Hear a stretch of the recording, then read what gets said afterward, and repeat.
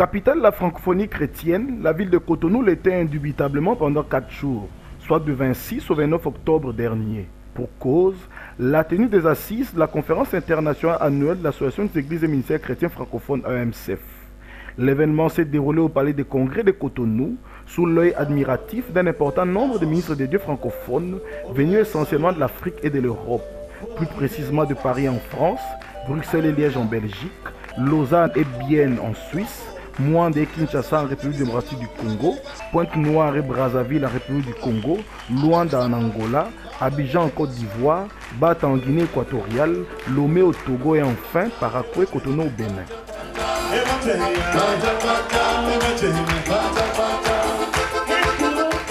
Leur joie était visible, tant au travers des pas des danses à l'honneur de leur employeur Jésus-Christ qu'ils esquissaient au devant du podium, que dans le drapeau de leurs pays respectifs qu'ils arboraient fièrement, preuve de leur attachement non seulement à leur nation, mais aussi à la francophonie. Les salles bleues polyvalentes du Palais des Congrès, parées de leurs plus beaux atours pour la circonstance, ont été tour à tour témoins de ces grands événements, la première à l'ouverture et à la clôture, tandis que la seconde les 2 jours intermédiaires. Dans son mot de circonstance, l'apôtre évangéliste international Papa Olangui a avant tout rendu grâce au Tout-Puissant pour la tenue de cette 2e conférence internationale annuelle, après celle organisée à Lomé au Togo en novembre 2010, et a chaleureusement souhaité la bienvenue à tous les participants. Cette conférence, nous en sommes ici, comme je l'ai dit tout à l'heure, avec l'assurance que le Saint-Esprit nous a confirmé qu'il va faire de grandes choses pour chacun de nous, que nos ministères vont se retrouver à un autre niveau après cette conférence. C'est pour ça que je vous souhaite la bienvenue à cette 2e conférence annuelle. Au nombre des participants à cette grande rencontre chrétienne francophone, on a noté la présence des membres du gouvernement béninois. Chrétien convaincu de son état, le ministre Martial Souton, en charge de l'administration de la réforme dans le gouvernement béninois, a pu insérer l'ouverture de cette conférence dans son agenda bien chargé. Ainsi qu'invité sur l'estrade par le père de pasteurs francophones, il ne s'est pas réservé de saluer l'initiative de la création de cette association et formuler en sa faveur des vœux très élogieux. Généralement, quand je suis devant les ministres de Dieu, je vois que le ministre de la République doit disparaître.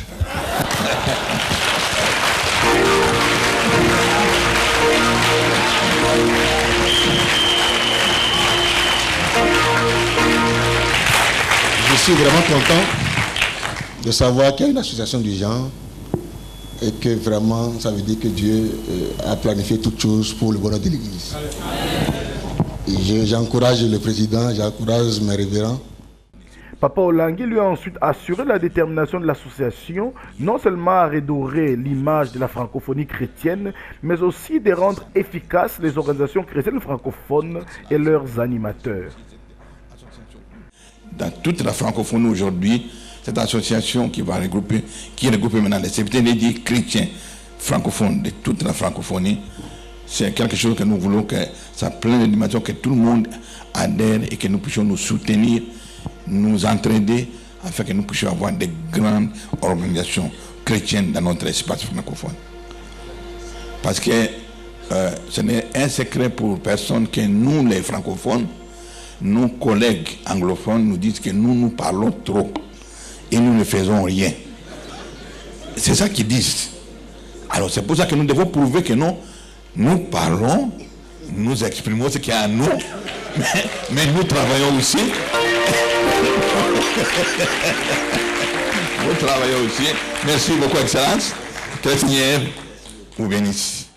Les conférenciers étaient presque tous, naturellement d'ailleurs, impatients de prendre connaissance du thème qui allait servir de fil conducteur de ces assises, tant la pertinence du thème développé en novembre dernier à Lomé au Togo, à savoir comment servir Dieu et réussir, avait au-delà de la satisfaction aiguisé leur désir d'apprendre davantage au pied de Jésus-Christ par l'entremise de son serviteur, l'apôtre évangéliste international Joseph Olangui. Le thème de notre conférence, de la 2e conférence annuelle, c'est que les sentiments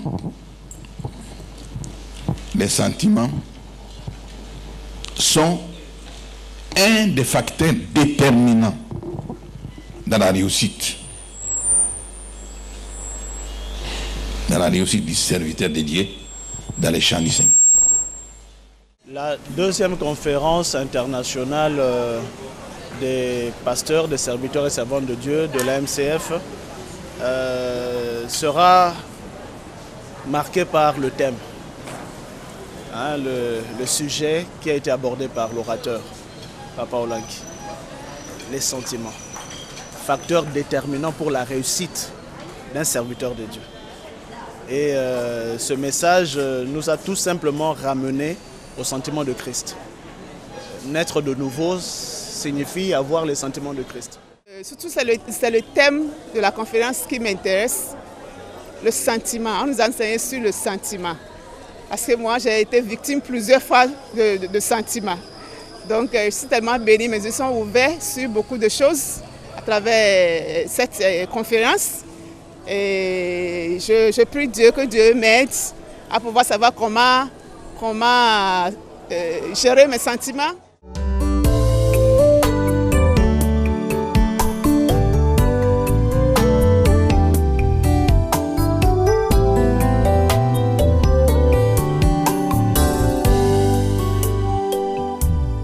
Mon plaisir se trouve, oh, à ta loi, Seigneur. Je veux demeurer dans ta présence. Tu me comblais de ta joie, je me réjouis. Ayez en vous les sentiments qui étaient en Jésus-Christ. Cette recommandation impérative contenue dans l'épître de Paul aux Philippiens chapitre 2 verset 5 a servi de base biblique sur laquelle le père de la francophonie chrétienne a construit son message, qui, à ne pas douter, a été perçu par l'ensemble des conférenciers comme une véritable source de remise en question. En guise d'entame, Papa Olangi a magistralement décrit à l'assistance la nature des sentiments de Jésus-Christ en les recoupant en 3 catégories. Premièrement, les sentiments envers lui-même. Deuxièmement, envers sa famille. Et enfin, troisièmement, envers le monde. Le Fils de Dieu a-t-il poursuivi, en ce qui concerne la première catégorie des sentiments, était d'une grande humilité et s'est considéré plus serviteur que maître. Quant à sa famille, il a traité non sur une base aveuglement affective, mais plutôt en conformité avec la parole de Dieu. Papa Olangi a notamment évoqué l'histoire de la mère des fils de Zébédée, contenue dans l'évangile de Matthieu chapitre 20, le verset 20 à 28. Les Saintes Écritures rapportent qu'elle vint un jour se prosterner devant Jésus et lui fit cette audacieuse demande. « Ordonne que mes 2 fils soient assis dans ton royaume, l'un à ta droite et l'autre à ta gauche. » Elle était en effet une cousine de Marie, la mère du Sauveur, information révélée par les versions les plus enrichies de la Bible. De ce point de vue, elle lui semblait tout à fait normal qu'elle soit traitée en privilégiée par l'homme de Galilée. À sa grande surprise, cela ne fut nullement le cas.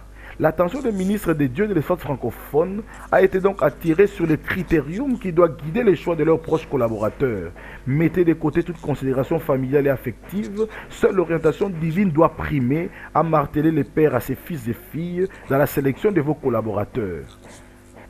L'exemple le plus édifiant est celui du Seigneur Jésus-Christ lui-même, qui passa toute la nuit dans la prière à la veille du choix des 12 apôtres pour que la volonté de son Père prime au-dessus de la sienne. Et tu peux être dans ton église. Si tu n'es pas le Saint-Esprit, quand tu vas jeter des droits baptême, c'est que tu peux m'amener à sortir des sorciers. Tu n'es pas encore convaincu. Et qui est venu dans l'église, comme un Judas. Alors, si tu écoutes les gens, pourquoi tu as pris celui-là? C'est un voleur. C'est pas mon problème. C'est le Saint-Esprit. Il sait pourquoi. Il a demandé pour le clavier. C'est pourquoi faire de lui, moi, j'obéis. Alléluia.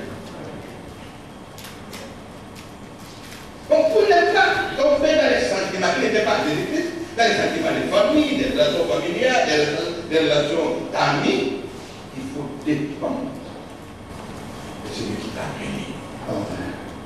Beaucoup de serviteurs de Dieu, y compris moi-même, nous prenons des fois des décisions par sentiment. Comme il a dit ce matin, il faut prier pour que Dieu désigne par exemple les collaborateurs. Mais très souvent, nous prenons les gens par sentiment, les liens familiaux, celui qui est plus zélé, C'est ce qui fait que très souvent, on se retrouve avec beaucoup de sorciers autour de nous. Mais ce message nous a beaucoup interpellés. À partir de ce message, je pense qu'on va beaucoup prier pour avoir de bonnes personnes, beaucoup prier pour avoir de bons sentiments avant la prise des décisions. Donc ce message est un message qui nous amène à la remise en cause. C'est un message qui permet à chacun d'entre nous de pouvoir s'examiner et de pouvoir marcher selon les préceptes de Dieu, selon les commandements de Dieu. Je crois que ce qu'il a dit ce matin est très capital et il faudrait que nous puissions prendre cela en considération. C'est vrai, il est très facile vraiment d'être déboussolé dans le ministère, vu peut-être la réussite, la gloire qui se manifeste. Et souvent, on est animé par des sentiments qui ne sont pas réellement les sentiments de Christ. Et je crois que ce séminaire de ce jour nous amène à nous recentrer encore sur l'essentiel, voire l'indispensable. C'est-à-dire que nos regards soient focalisés sur le Christ et que nous puissions hériter vraiment tout ce qui est de lui. S'agissant des sentiments envers le monde, le père de pasteurs francophones a rappelé aux conférenciers que Dieu aime le pécheur mais hait le péché. C'est ainsi que nous devons aimer les hommes nonobstant leurs faiblesses et défauts afin de leur apporter la parole qui sauve. Mais à l'opposé, nous devons exécrer le monde avec tous ses attraits car l'amour du monde, souligne l'apôtre Jacques, est inimitié contre Dieu.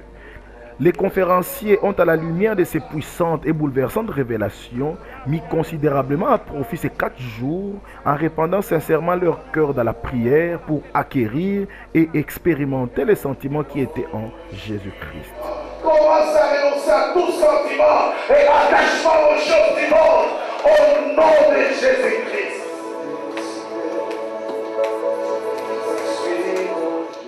C'est les mêmes passages bibliques que nous lisons tout le temps. Mais la manière dont il a été expliqué pendant ces 4 jours, c'est un enrichissement pour moi. J'ai appris beaucoup de choses. Et surtout, avoir les thèmes qui visent la réussite des serviteurs de Dieu, c'est ce que nous sommes en train de rechercher tout le temps. Je n'ai pas fait un déplacement en vain. Je suis très confiant que je repars avec un paquet, il faut le dire, un paquet parce que j'ai encore eu une nouvelle dimension de voir les choses. Donc, ce genre d'enseignements a amené la crainte de Dieu dans ma vie. Donc, je ne parlerai plus. Je me suis tué. On est très satisfait. C'est pour ça qu'on est venu d'ailleurs. Et ça m'a fait plaisir de voir papa. Je le vois tous les jours sur CVV avec maman. C'est des gens que nous aimons très fort sans les connaître. Et aujourd'hui, on a eu l'occasion de le voir et de l'écouter. L'un des objectifs majeurs, sinon le principal, de l'organisation chaque année d'une conférence internationale réunissant les hommes de Dieu francophones de divers horizons et, comme l'a souligné Papa Olangui, de tout mettre en œuvre pour réussir dans le ministère. Cela passe de toute évidence par la parole, mais aussi par le partage d'expériences des uns et des autres. Le participant à la conférence 2011 aura été à ce sujet largement servi. Le pasteur Clément, venu de Bienne en Suisse, aura été le premier à dévoiler à ses pairs, non pas ses exploits dans le ministère, mais tenez-vous tranquille, ses échecs. Enjeu de cette démarche, faire comprendre à ses collègues que le manque de délivrance conduit inévitablement au pire des boires et des illusions dans l'exercice du travail de Dieu. Les apôtres Adjonion Kodjo et Drayao Mawena du Togo lui ont consécutivement emboîté le pas. Le premier a mis en exergue sa persévérance victorieuse dans le faible commencement face aux condamnations et traditions de sa famille, tandis que le second l'abandonne de la mission confiée par Dieu avec la décadence qui s'en est suivie et la rencontre déterminante avec Papa et Maman Olangui qui lui a permis de faire volte-face pour réintégrer les plans divins afin de vivre à nouveau les succès dans le ministère. Le chantre de l'Éternel John Migan a lui aussi, à travers son témoignage, tenu à encourager ses pairs. Ayant tout quitté pour suivre l'homme de Galilée, il devra attendre plus d'une dizaine d'années pour jouir du fruit de ses prières. Sa persévérance est aujourd'hui pleinement récompensée. Ce qui m'a marqué de plus, c'est les témoignages. Les témoignages avec les grands hommes de Dieu qui ont fait des parcours avant nous. Nous avons beaucoup appris de ces témoignages. Et sûrement ça va nous faire réfléchir beaucoup avant de tomber dans les choses qui ne sont pas des choses de Dieu. L'occasion est également offerte à chacun des participants de s'exprimer à travers une série de questions-réponses les derniers jours des assises. Objectif clé, lever tout équivoque dans les esprits des uns et des autres et éclairer les ultimes zones d'ombre. Une participante, épouse de pasteur, a profité de l'occasion pour puiser dans la sagesse du Père afin de mieux cerner son rôle au sein du ministère de son mari. Souvent, il y a des confrontations qui se soulèvent dans l'Église. Je n'arrive pas à comprendre. C'est-à-dire, je voudrais que vous nous donniez un peu de conseils en tant que femme de pasteur. Lorsque les fidèles vont s'élever, toujours c'est maman pasteur, si elle parle, beaucoup de choses dans ce cas en tant que maman pasteur, que faire? D'abord, je voudrais te tranquilliser pour dire que ça n'a pas commencé aujourd'hui. Ça n'a pas commencé dans votre église. Ça a commencé au jardin d'Éden. Pourquoi? Il y a une question qu'on se pose. Pourquoi dans les jardins d'Éden, le diable n'est pas parti vers l'homme, mais il est parti vers la femme? La réponse que le Seigneur m'a donnée à travers sa parole, c'est qu'en créant la femme, Dieu lui a donné des grands rôles. La première, c'était d'amener la joie. La deuxième, c'était de donner la vie. Échanges et interactions suffisamment riches pour apaiser la soif des conférenciers. Celle de la presse nationale béninoise et internationale aura elle aussi été étanchée au moyen d'une interview qu'a bien voulu leur accorder le président de la MCF après la clôture solennelle des assises. Mon message à l'égard de ces servants de Dieu chrétiens, ici, à la fin de cette conférence, c'est d'abord pour ceux qui ont présenté, qui ont participé, c'est de garder et de mettre en application ces enseignements, de méditer sur ces enseignements. Pour les autres qui n'étaient pas avec nous, nous leur disons aujourd'hui qu'ils ont un cadre. Ils ont un cadre où ils peuvent venir se ressourcer, où ils peuvent s'exprimer aussi, où ils peuvent venir échanger des expériences entre les serviteurs de Dieu. Et nous souhaitons qu'ils viennent, qu'ils adhèrent nombreux pour que la francophonie puisse ne pas être arrêtable. Vous avez parlé d'enseignement. Qu'est-ce qu'on peut retenir de ce qui a été dit durant 4 jours ici? Ce qu'on peut retenir, c'est que si on a des sentiments, que nous appelons des sentiments diaboliques, c'est-à-dire des sentiments que Jésus n'avait pas, les serviteurs de Dieu vont jouer. C'est ça qu'on doit retenir. Et que si nous avons les sentiments qui étaient en Jésus-Christ, nous allons réussir. C'est ça qu'il faut retenir. Alors maintenant, ici, à chacun de voir dans son comportement, est-ce qu'en lui, y a-t-il des sentiments qui étaient en Jésus, ou bien des sentiments qui étaient en dehors de Jésus, qui sont des sentiments diaboliques? Là, lui-même va se situer. Où est-ce qu'il est maintenant? Voilà. Pour finir, alors, quelle perspective pour cette association des églises et ministères chrétiens francophones? Est-ce seulement limité en Afrique ou s'étendra sur tout le pays francophone du monde? C'est tout l'espace francophone du monde, sur les 5 continents. Les Français aiment parler sur les 5 continents. Il y a des pays francophones en Asie, il y a des pays francophones en Amérique, il y a des pays francophones en Afrique, en Europe et en Australie. Sur le marche du palais des congrès, les conférenciers ont avec enthousiasme entouré leur père dans une photo de famille que d'aucuns ne se sont pas privés de réclamer de vive voix avant la fin de cette conférence, marque d'affection certes. C'est la première fois que je vois Papa Olangi à 0 mètre de moi. J'ai amené mon petit appareil photographique, mais les dispositions protocolaires m'ont empêché de pouvoir même filmer Papa Olangi. Je ne sais pas s'il peut m'autoriser à le faire.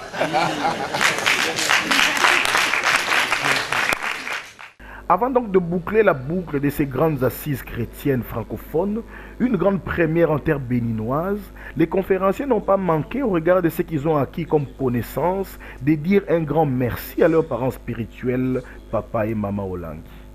Encore une fois, papa et maman, merci pour les révélations. Que le Seigneur vous bénisse, acclamons Jésus-Christ de Nazareth. Le séjour dans la capitale économique béninoise des ministres des dieux francophones aura sans doute été rendu agréable par le partage fraternel du repas qui était servi chaque soir aux frais de la mère de pasteur francophone, Maman Elisabeth Olangui, qui bien que physiquement loin de Cotonou, a su démontrer que son cœur était proche de ses fils et filles. Ce qui m'a marqué, c'est l'amour que les pères ou bien les parents nous ont offert. Nous partageons le même repas avec eux. Il n'y a pas de différence entre les disciples. On ne connaît pas les grands pasteurs, les petits pasteurs, nous sommes tous ensemble. Cela fait un grand honneur à la francophonie. Ce qui m'a particulièrement marqué pendant ces 4 jours, c'est l'accueil et la manière dont les hommes et femmes de Dieu prennent soin, surtout les Congolais et les étrangers, prennent soin des femmes. Ils leur donnent une place, une première place, et au lieu de se servir, bien de faire quelque chose, ils leur donnent d'abord la priorité de le faire. Et ensuite, les enseignements de l'évangéliste apôtre Olangui. C'est tellement calme, simple. Tu vas croire que c'est juste une causerie, mais il y a quelque chose de profond qui touche l'intérieur de l'être.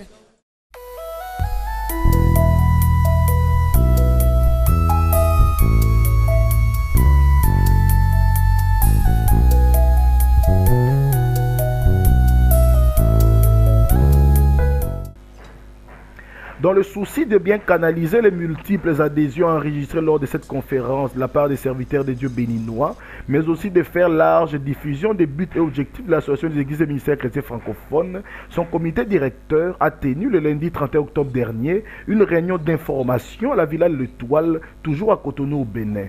La noblesse des objectifs poursuivis par l'association ainsi que la crédibilité de son président, Papa Olangui, ont été ouvertement salués par la plupart des hommes et femmes de Dieu du Bénin.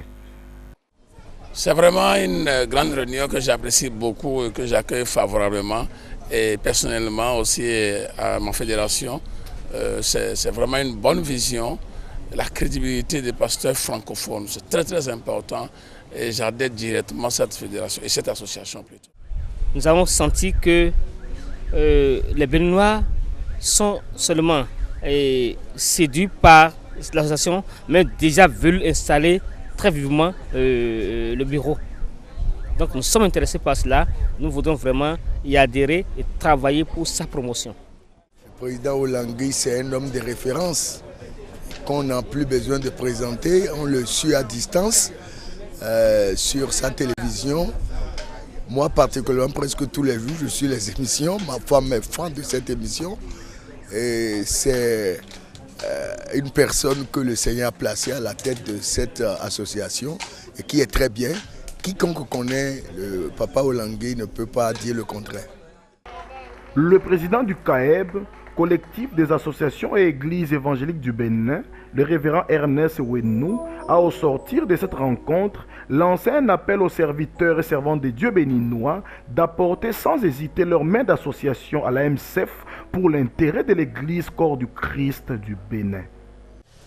Je crois que c'est une grâce pour le Bénin, pour nous, de recevoir Papa Olangui qui nous a présenté cette association dans la francophonie. Lorsqu'on comprend bien les objectifs, n'est-ce pas, le but visé par cette association, il est clair que, n'est-ce pas, nous exhorterons tous nos pasteurs, nos vrais, n'est-ce pas, nos vrais pasteurs à adhérer à cette association. Le défi à relever par cette association qui se veut être le carrefour de toutes les organisations chrétiennes francophones sont certes énormes, mais elle y arrivera certainement tant la détermination et l'engagement des serviteurs de Dieu francophones s'avèrent inébranlables.